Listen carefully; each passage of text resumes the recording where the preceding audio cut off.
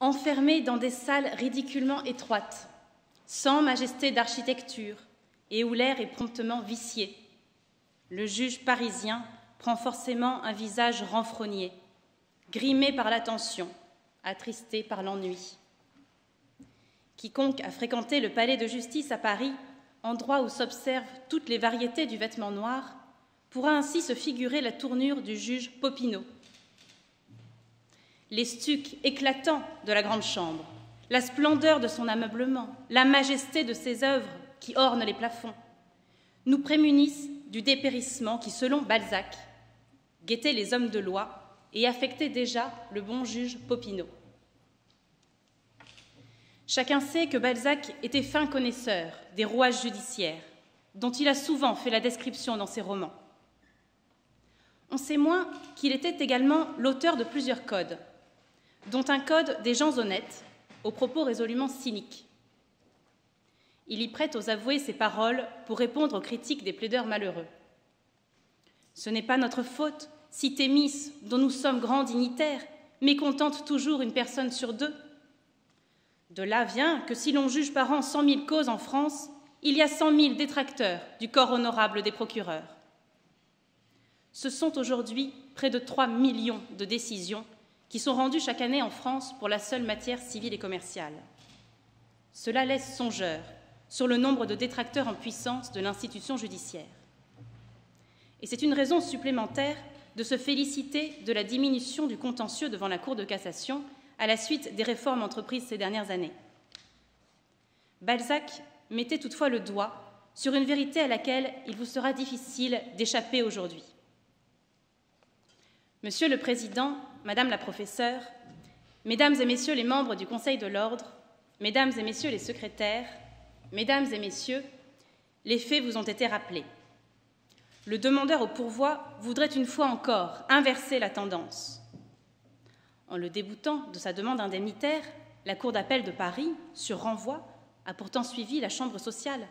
Elle n'a pas anticipé le revirement ultérieur de l'Assemblée plénière. Il n'est pas douteux qu'elle disposait d'une entière liberté d'action. Elle juge à nouveau l'affaire en fait et en droit et peut donc se conformer à la doctrine de la Cour de cassation ou se rebeller.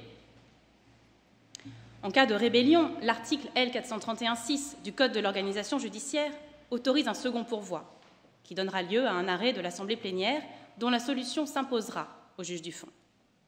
Au cas contraire, où la Cour de renvoi exprime son accord avec les principes dégagés par la Cour de cassation, vous jugez qu'un second pourvoi est irrecevable, sauf à invoquer des moyens différents. C'est cette différence de traitement que le pourvoi met en évidence. Il vous appartient de déterminer si le moyen critiquant la décision par laquelle une juridiction de renvoi s'est conformée à la doctrine de l'arrêt de cassation qu'il avait saisi est recevable lorsqu'est invoqué un changement de norme intervenu postérieurement à cet arrêt. Vous vous prononcez depuis plus de 50 ans en faveur de l'irrecevabilité de ce moyen. Cette solution, dégagée par un arrêt de chambre mixte du 30 avril 1971, a reçu l'onction de l'Assemblée plénière à pas moins de 3 reprises. D'abord le 9 juillet 1993, puis par 2 arrêts du 21 décembre 2006, et encore il y a 6 ans à peine, le 19 juin 2015. Mais souffle un vent de discorde. La règle prétorienne a fait l'objet depuis quelques années déjà de commentaires mitigés, voire hostiles, d'une partie de la doctrine. Elle ne peut, par hypothèse, donner prise à la rébellion des juges du fond, mais la première chambre civile l'a contestée à plusieurs reprises. Lorsqu'un changement de norme est intervenu après le premier arrêt de cassation, elle a conclu à la recevabilité du moyen, en invoquant la recherche d'une cohérence normative. Votre décision, quelle qu'elle soit, sera donc l'occasion de clarifier la position de la Cour de cassation, fragilisée par les critiques et ce mouvement jurisprudentiel contestataire. Pour y parvenir, 2 attributs essentiels de la justice. La balance, pour soupeser les droits en conflit, et l'horloge, pour apprécier la portée de la décision à intervenir. La balance d'abord, l'horloge ensuite. Un tribunal est constitué. André Breton assume la présidence. Ribemont de Seigne est l'accusateur public. Aragon le défenseur. Les témoins, nombreux, défilent toute la journée. Sarrat, Rigaud, Drieux-La Rochelle. Le 13 mai 1921, il y a 100 ans, c'est le procès de la jeunesse contre l'ancienne garde, la mise en accusation de Maurice Barrès par Dada pour attentat à la sûreté de l'esprit.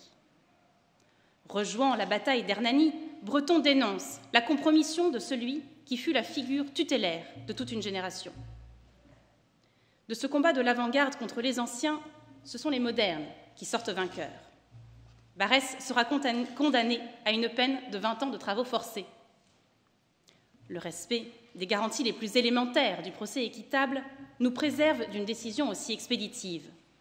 Mais il vous appartient de juger à votre tour si les mérites de la règle ancienne doivent céder le pas pour faire place à des aspirations plus contemporaines. Il vous faut soupeser les droits en présence. Sur l'un des plateaux de la balance, l'impératif d'une bonne administration de la justice, qui plaide en faveur du maintien de la solution. Sur l'autre plateau, le droit à un recours effectif, brandi pour requérir une évolution. Le poids de la bonne administration de la justice. Souvenez-vous de la mise en garde de Dickens, qui dénonça dans son roman Bleak House la réputation de la haute cour britannique.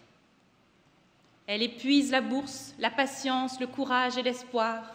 Elle détruit la raison et brise le cœur, si bien qu'il n'est pas un homme honorable parmi ses praticiens qui ne vous donne ce conseil. Supportez tout le tort que l'on pourra vous faire, plutôt que d'entrer ici pour demander justice. Dickens a si bien dépeint le marasme judiciaire auquel conduit une mauvaise administration de la justice que les termes Bleak House sont toujours utilisés dans les pays anglo-saxons pour décrire la lenteur excessive des juridictions. Ce sont précisément des considérations tenant à la bonne administration de la justice qui sont invoquées au soutien du pourvoi. Vous ne pouvez ignorer les termes de l'article 6.1 de la Convention européenne qui commande aux États de respecter un délai raisonnable. La Cour de Strasbourg oblige à organiser les juridictions de manière à répondre à cette exigence. La nécessité que les procès aient une fin n'est pas une préoccupation de boutiquier, c'est l'élément central de la bonne administration de la justice. Certes, il n'y a encore aucune décision irrévocable, mais la Cour européenne a jugé que les conditions de recevabilité des pourvois en cassation pouvaient être plus rigoureuses que celles d'un appel. Parmi les causes d'irrecevabilité des moyens, celle qui tient au reproche fait à la Cour d'appel de renvoi d'avoir statué conformément à l'arrêt de cassation qui la saisissait est à même d'assurer qu'en l'absence d'autres moyens, cette décision puisse avoir force de chose jugée dans un délai raisonnable. On objecte à l'impératif légitime de bonne administration dans l'autre plateau de la balance, une atteinte au droit à un recours effectif. Le poids du droit à un recours effectif. Vivre sans plaider, est-ce contentement? À l'avertissement de Dickens répond la détresse de la comtesse des plaideurs de Racine, à laquelle un arrêt a fait défense de plaider. À travers cette figure procédurière, Racine n'avait-il pas entrevu les exigences du procès équitable? Fermer la porte à un second pourvoi ne risque-t-il pas de heurter le droit à un recours effectif du plaideur moderne? La Cour européenne rappelle avec constance que des limitations au droit à un recours effectif peuvent être nécessaires, justement dans un souci de bonne administration de la justice. Pour apprécier une possible atteinte au droit à un recours effectif, vous procéderez donc, selon la méthode à laquelle le juge européen nous a habitués, à un contrôle de proportionnalité au regard du but poursuivi. La différence de traitement entre le cas de la rébellion de la Cour de renvoi, qui autorise 2 pourvois, mais pas davantage, et le cas où la doctrine de la Cour de cassation a été suivie, qui n'en admet qu'un seul, est justifiée. La rébellion révèle une dissension dans l'interprétation de la règle de droit qui n'existe pas lorsque la Cour de cassation a été suivie. L'atteinte au droit à un recours effectif n'est donc pas fondée par principe du seul fait de l'irrecevabilité du moyen. Mais il en va différemment, dans l'hypothèse où, comme ici, un changement de norme certain est intervenu postérieurement au premier arrêt de cassation. L'irrecevabilité constitue alors une barrière procédurale qui empêche l'accès au droit positif en vigueur au moment où le juge statue. Appliquer une solution qui n'est plus d'actualité soulève un problème d'application rationnée temporiste de la norme, qui constitue une atteinte à la substance même du droit à un recours effectif. Cette atteinte justifie de reconsidérer la règle posée par la Chambre mixte en 1971.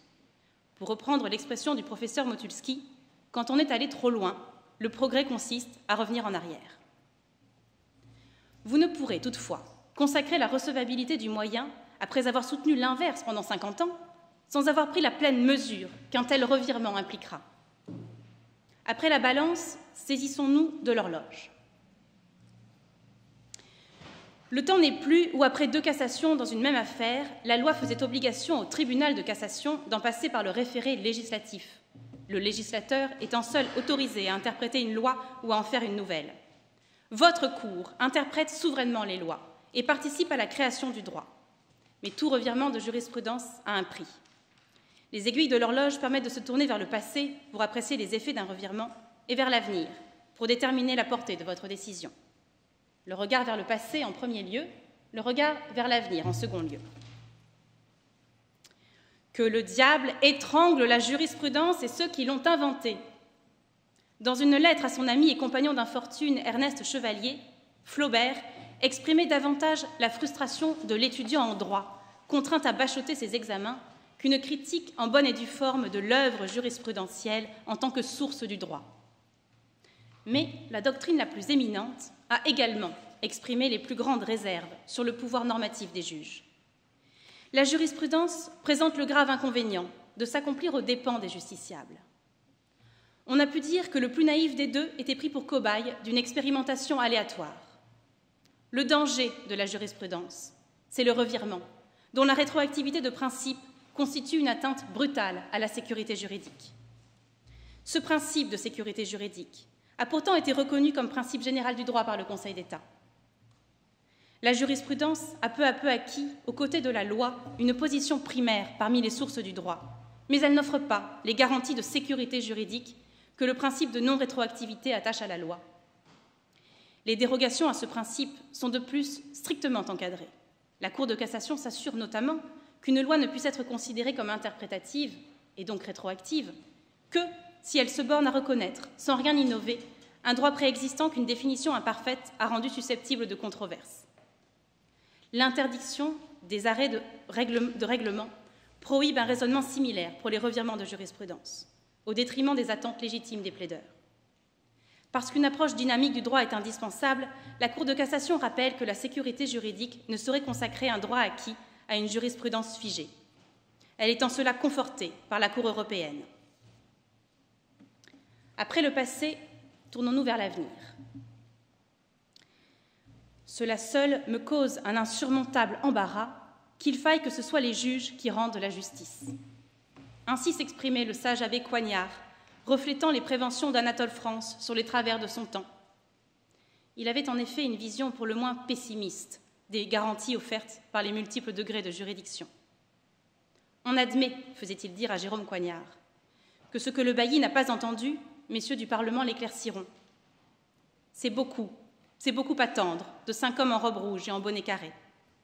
Et il vaut mieux convenir que la plus haute juridiction juge sans appel, pour cette seule raison qu'on avait épuisé les autres avant de recourir à celle-là. C'est avec le même fatalisme qu'il faut rechercher l'équilibre le plus satisfaisant entre le défaut de sécurité juridique et la nécessité de garantir le droit à un recours effectif. La Cour européenne ne vous sera pas d'un grand secours.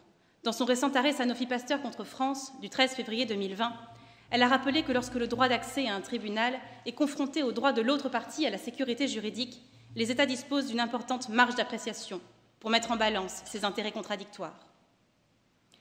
Pour échapper au dilemme opposant l'immobilisme d'une solution à la brutalité d'un revirement, on pourrait être tenté de recourir à une troisième voie, en réservant à l'avenir les effets du revirement. La solution est séduisante.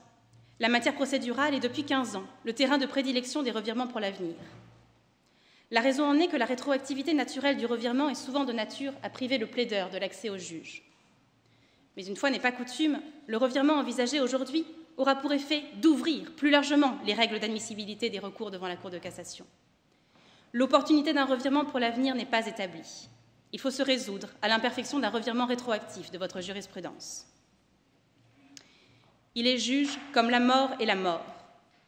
En dépit de son apparence navrante, Balzac insiste sur l'excellente réputation du juge Popinot.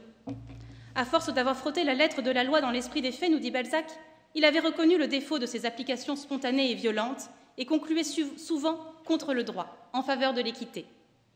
Hélas, dans le roman de Balzac, un justiciable en mauvaise posture, conscient qu'aucun pouvoir n'obtiendrait de Popinot de faire passer un fétu d'un plateau à l'autre de sa balance, le fait dessaisir du dossier avant qu'il ait pu rendre son jugement. Par bonheur, votre sort n'est pas le même. Faisant honneur à sa sagesse et preuve de son humilité, vous ferez prévaloir le droit au recours du demandeur. Vous annulerez l'arrêt de la Cour d'appel de Paris et renverrez les parties devant la Cour autrement composée.